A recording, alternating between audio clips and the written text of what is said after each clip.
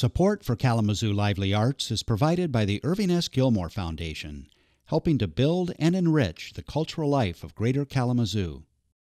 Welcome to Kalamazoo Lively Arts, the show that takes you inside Kalamazoo's vibrant and creative community and explores the people who breathe life into the arts. Today's episode takes us throughout Kalamazoo as we explore the art of brewing. We meet SHAY Church, a ceramics artist and entrepreneur who created his own unique growlers and mugs.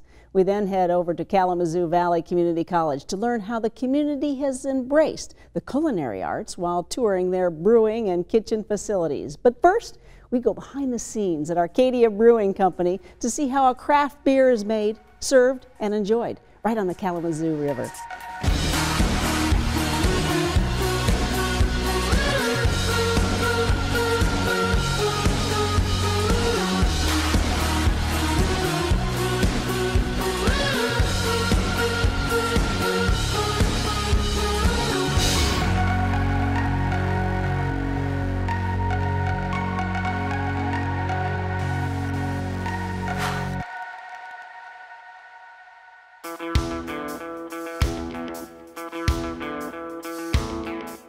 Last week I heard somebody come in and ask for a Coors Light. Well, I'm sorry, we only serve beer that we brew here. And so he said, okay, well, give me whatever you recommend. And so we gave him Thunder Trail ESB, which is, it's an English style that tends to be more malt forward. There's a decent amount of hop character there. But it's a pretty far cry from a Coors Light. And this guy loved it. And he ended up having 3 of them. Didn't know that beer could taste like this. So, you know, that happens all the time, and it's really just a matter of, there's so many different beer styles and beers out there. It's really just a matter of finding what suits you. I'm here with Tim SUPRISE, the founder of Arcadia Brewing Company, and this is an arts show, obviously, and I'm here in the middle of a brewing company, downtown Kalamazoo. Some people may ask, art? I don't get it. I'd like to think that art is woven into a lot of what we do here at Arcadia Brewing Company. As you might know, we got started 20 years ago in Battle Creek, and so over the years we needed to expand, ran out of little capacity in Battle Creek, and in 2013 we landed on the Kalamazoo River with 400 feet of riverfront on a brownfield site that once housed mostly power generation facilities. And I'd like to think we've taken an artistic approach to not only the space that we've developed, but in how we make not only the beers that we sell to the public, but our food and the space that we're in terms of having a little bit of a creative element to it. We talk about the river here and how great the landscape looks, and there is an aspect of public use to your facility as well as your private business here. How does that work? We're located at the juncture of a few key neighborhoods: the Kalamazoo North Side, the East Side, Millwood area, and downtown. And part of what we've tried to weave into this space, the artistic, the creative components of it, also include all communal seating. We're really trying to, and feel privileged to have a part in this community, in both communities actually, that brings people together over something convivial like food and beverage, but also in a space that affords them the chance to engage with each other. There are no 2 tops, there are no 4 tops. You got to sit next to somebody that you may not know. And we appreciate that opportunity because it's helping, I think, bring people together in the community.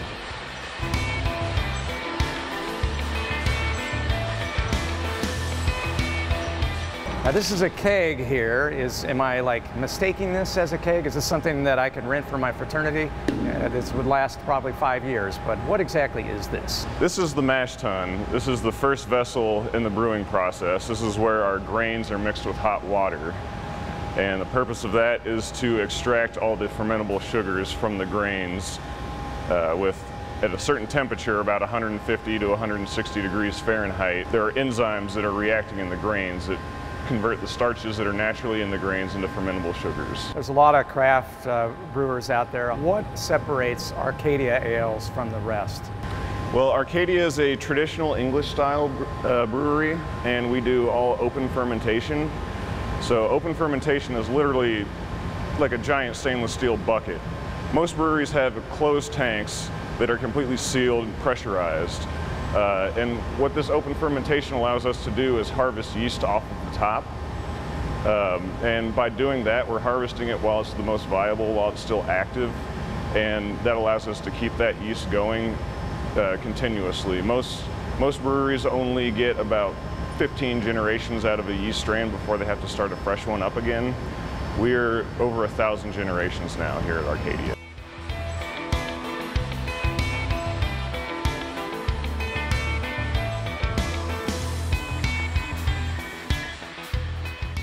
One of the unique aspects that you have in your styles of ale is the open air concept. Explain that and how you came to that and why you've elected to stay with it. 20 years ago, I met a British expatriate called Alan Pugsley. He's still a dear friend.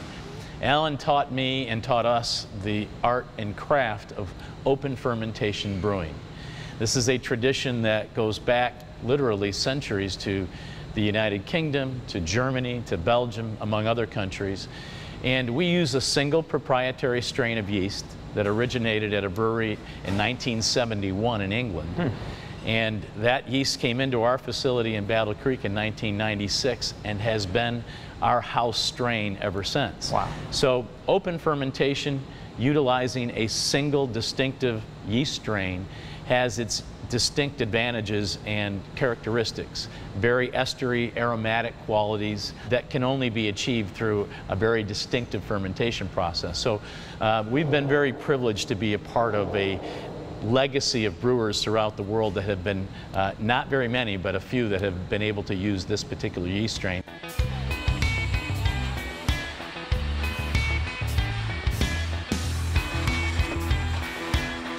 You can definitely say that there's a house flavor, you know, a common theme in all of our beers. We've gotten pretty good at manipulating our yeast to, you know, really let it shine when we want it to, and we know how to make it take a back seat when we want it to. But there is definitely a common thread through all of our beers, and that's really coming from that ringwood yeast. During fermentation, it creates all sorts of different fruity byproducts, lots of strawberry and raspberry. So that's where our house flavor comes from, is the use of only the one yeast strain.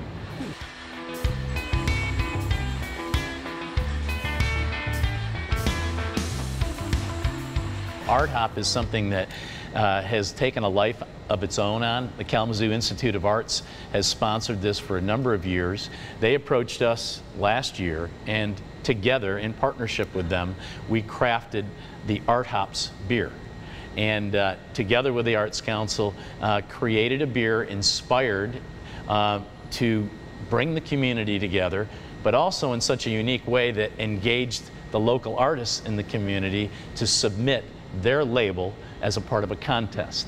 And that really has made the whole art hop function add another element and dimension, and we're going to continue this on an annual basis. The beer will continue to be a partnership between the Millennium Restaurant Group, Imperial Beverage, and Arcadia Brewing Company as a charitable endeavor to give money from some of the proceeds of the sale of that beer to the Arts Council, but it also affords the community to continue to be engaged and the local artists to participate in the annual label contest. Slip casting is a unique method to ceramics, and SHAY Church takes us through the process from start to finish.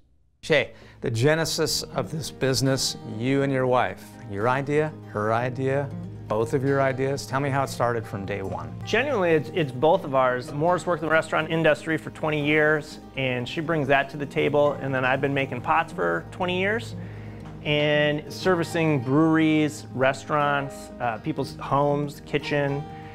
It just all started to kind of make sense, so we decided to start the process with a Kickstarter. We raised $20,000, and we rented this basement here in the Reality Factory. It's an awesome building on the north side in Kalamazoo. Tell me about the Kickstarter program. Sure. Specifically, friends, relatives, strangers? Yeah, I think we had over 200 donors to the Kickstarter, and I'd say about half of them were people that I've met or am acquainted with, or their family members. And then the other half were people I've never met before. And there's a lot of people just from Kalamazoo that I think support Kickstarters and small businesses like mine. So it was great. And essentially it's a big first order. So if you donated to our Kickstarter, I would give you some pots in exchange. So some growlers or beer mugs or plates and bowls, things like that. All right, so Shay, what are we doing? How do we do it? Explain what's happening now. And timing is important, right? It is time. Yeah, we have to pour these out in just a second. I'm going to check how thick they are, but we're slip casting, and slip casting using liquid clay and plaster molds together to create our pots. So we poured in the liquid clay about 50 minutes ago or so. It's been setting in there, and the plaster's been absorbing the moisture out, which leaves the edge really, it thickens up, right? So it becomes hard. So I can check it. I have my little stick here. I look in there, sort of swirl it around, and it gives me an idea of how thick it is. And it looks like we're ready. It looks like chocolate milk. Yeah, it sure does. Yeah. So I'm going to pour one out, and I'll show you how to do it, and then I'll let you do a couple. You got it. So we just take it like this. We'll dump it. We let it set for about 3 seconds. 1, 2, 3, 4, 5, 6, 7, 8, 9, 10. And then I pour it back on. Wow, So nice, nice. It's like that. Yeah, see that? So that's ready to go. I think you can leave it about 5 seconds. You want me to do this one? Yeah, go ahead. Okay. What is it about this particular material and beer? I mean, yeah, well, our goal with the beer, so the beer products is I want to give people a one-of-a-kind, handmade object that they sort of take pride in, right? It's made here in Kalamazoo. It's completely unique. They're really, I think they're beautiful, you know, color-wise. We want them to remind people of being in Michigan, maybe up north Michigan in the summer. That's kind of our forms and our palettes. That's what we're after. And no particular way to pour No, it? either, yeah, you just set it in there. So just pour it straight over? Yep, yep. And you can set that right on those bars. And we'll let it sit there. 1, 2. I kind of just let it, I'm looking at how it's dripping down there. Okay. And it just gets to a certain, right there, to that consistency. Yeah, go ahead. All right. Art is easy. Yes. Business is hard. That's why we slip cast. Yeah, one of the ideas with slip casting is that we can get it really consistent. So the forms are always the same, right? So we do a lot of big orders with breweries and restaurants and things like that. And so consistency and volume is important. So has it gone as expected? You're 2 years into the business. What are some of the things you didn't expect would happen, the challenges, or the parts that maybe came easy? That's what I was just going to say. I didn't know what to expect because I've never started a business. I was really confident in the experience that Maura and I bring to the table, but there's so many little things, and we're still learning every single day. But I think the important thing for us is to be diverse, right? So we sell online, we have our online business, we have Etsy orders, we have our own retail shop upstairs here in the building. I work with galleries in Kalamazoo and throughout the state, and then 3 or 4 breweries around the state right now also carry our lines. So we're just spread out at this point and trying to touch as many people as we can with our products. Okay, further along in the process now, we've poured the material out. How long do we let it dry before we're at this stage? It's been about 4 or 5 hours that's been in the mold. Okay. Yeah. And then at this point, we just take it apart. We're ready. We look. Usually I take a little flashlight and look in there, which we did earlier, and it's ready to go. Show me how to do it? Yeah, go ahead and open that. Yeah, hold the top. Pull this way. way. We're gonna get this out of here. That's right. Yeah. Let's see. Get that out. Now we're ready to go. Yep. I just pull back this way. Pull back. Voila. And there's the piece. Slip cast growler. Partnering with Bronson Healthcare, Kalamazoo Valley Community College has embedded itself in the community, promoting health, careers, and entrepreneurship. See how the culinary arts are making a wave here in the Kalamazoo community. Okay, Brian, let's talk about the students first. What brings a student to your program? Well, there's a big need for education in the brewing world. As this industry keeps growing, you know, it's a consumable product. The higher sciences need to be involved also, and so students come here to gain more knowledge. They also just come here to learn more about beer, and a lot of people just enjoy home brewing and trying to take it to the next level. Tell me a little more about the actual artistic aspect of making beer. Well, with brewing, there's a whole variety of different malts, hops, yeasts even that go into making beer, and there's a lot of different components that can create different flavors, just depending on how you produce it. So when it gets to the creative side of things, you can have chocolate malts, you can have different base malts.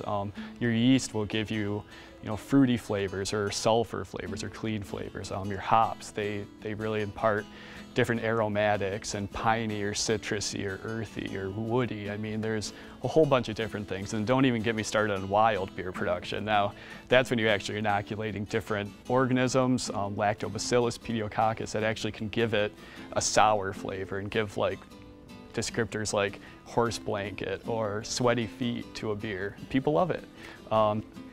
Brewing has a very creative side that people are really starting to get into contact with.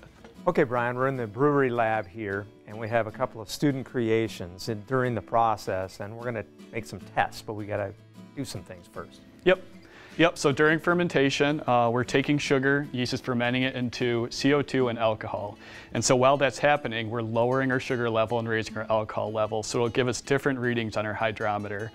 Basically, the hydrometer is taking the density into effect on what's going on with the brew. So what we'll do is we'll take the smoked porter that one of our students made, and we'll degas it. Okay. That's Show me how to do that. Yep, that's removing the CO2 out of solution. So you dump it back and forth. About 30 times is typically what I do. 30 times? We won't have to do that though. That's a little excessive for this one. The fermentation's finishing up pretty much right now. Already. Am I doing it well enough? Or yeah, it's perfect. You're not making a mess. I usually pour it all over myself when I'm doing it. So once you're done, it's probably good. Am I ready? You'll take that, carefully dump it in. Tell me when. That's probably good. Okay. And We'll take our hydrometer, we'll drop it in nice and slow, and at the end give it just a little turn. Like right now? Yep. Okay, and once that settles down, it's got a little bit of foam up there still. So we'll blow it off, and we'll look at our reading. So if you look, 1.00, that's a specific gravity of water. That's your very top number, and so you just count down the amount of lines there, and it looks like we're at about 1.015 gravity, specific gravity. So that tells us we're at about 3.75 degrees Plato. So this beer is pretty close to being done. If we were at 0 Plato, it would be complete water at that point. There'd be no sugar, no sweetness left in it. So we're pretty close to finishing up the fermentation on this. And what do you see the students doing with this type of degree? We have such a diverse student group that's in this program. We have some people just want to get better, but some people, we have multiple students that plan to open their own brewery. We have multiple students that just want to get into a brewery, want to work in the environment because it's a pretty cool place to work. So John, let's talk about the program itself. Is it primarily for the students to get a career, or is there many reasons for it? Yeah, there's many reasons for our program for our students. This is an associate's degree in culinary arts in sustainable food systems. And it's that last half that's really unique to our program, where students actually learn where their food comes from, how it's grown, and all the safety aspects from the farm through processing and into the kitchen and onto our guests' table. Why is it called Culinary Arts? Well, it's an arts program.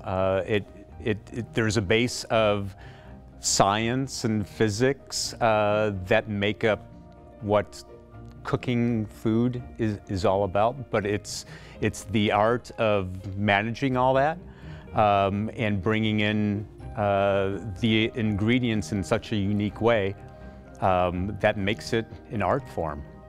Now, what about this one? This is a completed beer. This is an IPA that was brewed by the Saturday group of students. It's very hop forward. They went pretty crazy on it. It's very good though. If you'd like to try it, actually. Yeah, if you'd like to try it. I would. Always wanted to do a spit take on camera. So.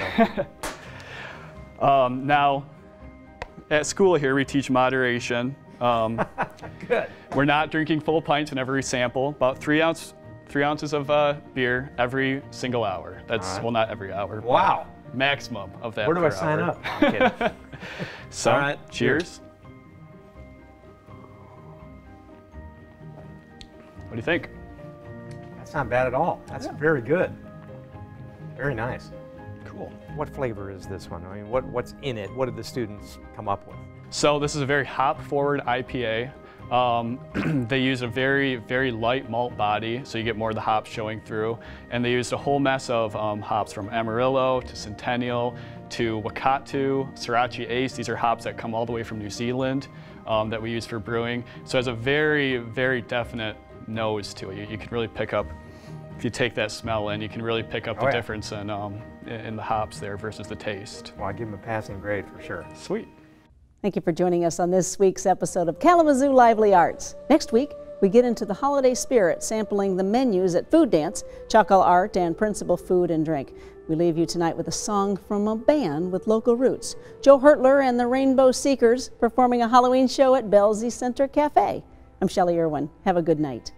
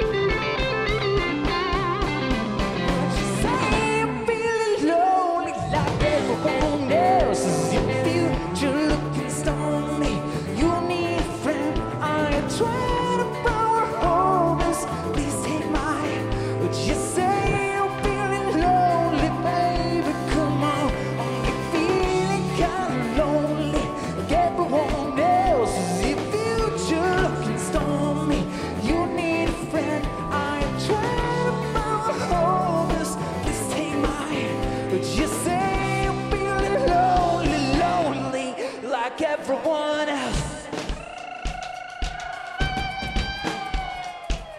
Come on, Kalamazoo. Put your hands in the air and go left, left, right, right, left, left, right, right, left, left, right, right, left, left, right, right, left, left, right, right, left, left. Woo, woo, woo, woo. Come on now, jump up and down.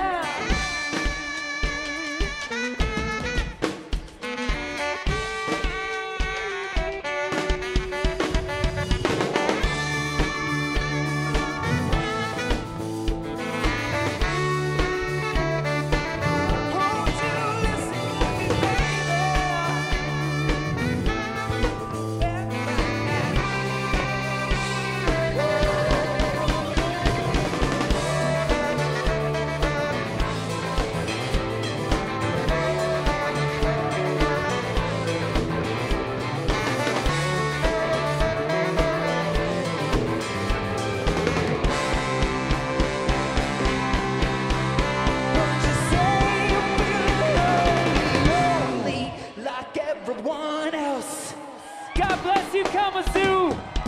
We're Joe Hertler and the Rainbow Seekers. We come from Ann Arbor. We come from Lansing. We come from Grand Rapids. And we come from Kalamazoo.